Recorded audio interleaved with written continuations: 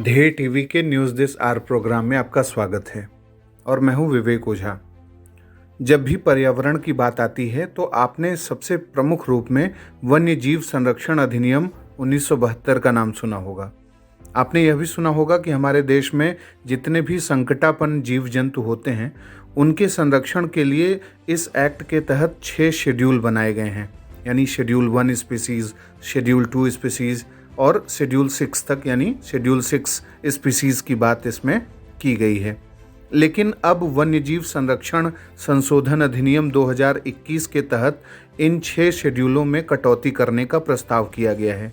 यानी अब 6 शेड्यूल नहीं होंगे, बल्कि उसकी जगह केंद्र सरकार जितनी भी संख्या में शेड्यूल निर्धारित करेगी उतने ही होंगे। इसके साथ ही केंद्र सरकार ने इस संशोधन अधिनियम के माध्यम से यह प्रस्ताव किया है कि state board for wild life की एक स्टैंडिंग कमेटी बनाई जाएगी, जिसमें एक वाइस चेयरपर्सन, एक मेंबर सेक्रेटरी और 10 सदस्य होंगे, जिन्हें वाइस चेयरपर्सन्स के द्वारा मनोनीत किया जाएगा। और ये मनोनीत सदस्य state board for wild life के सदस्यों से ही होंगे।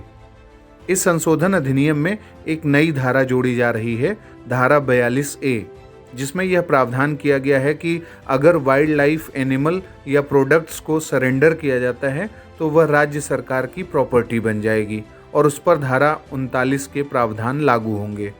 दरअसल मूल वन्यजीव संरक्षण अधिनियम 1972 की धारा 39 में यह प्रावधान किया गया था कि वाइल्ड एनिमल, वन्यजीव उत्पाद या वन्यजीवों की तस्करी के दौरान जब्त सामग्रियां केंद्र सरकार की प्रॉपर्टी होंगी, पर अब नए कानून के तहत इन पर राज्य सरकार का अधिकार होगा।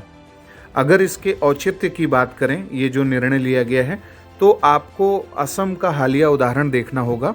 कुछ समय पहले ही असम में एक सींग वाले गैंडों के संरक्षण के लिए राज्य सरकार ने एक बड़ा संदेश दिया।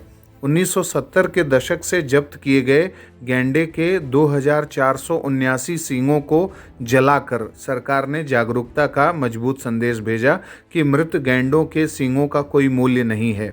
22 सितंबर को असम में गैंडे के जब्त किए गए अवैध सींगों को जलाकर विश्व गैंडा दिवस मनाया गया था।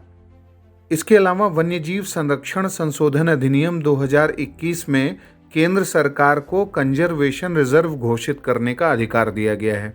अभी तक यह अधिकार राज्य सरकारों के पास था और ये जो नया एक्ट है, इसमें मुलायानगिरी और कुद्रेमुख को टाइगर रिजर्व घोषित करने की बात की गई है। अब बारी है आज के सवाल की। आपको बताना है कि शेड्यूल 1 जो स्पीसीज होते हैं उन्हें प्रोटेक्शन किस लेवल का दिया जाता है, यानी अगर कोई भी जीव जंतु को हम शेड्यूल 1 घोषित करते हैं तो उन्हें मारने पर कितने साल की सज़ा का प्रावधान होता है और कितना आर्थिक जुर्माना लगता है।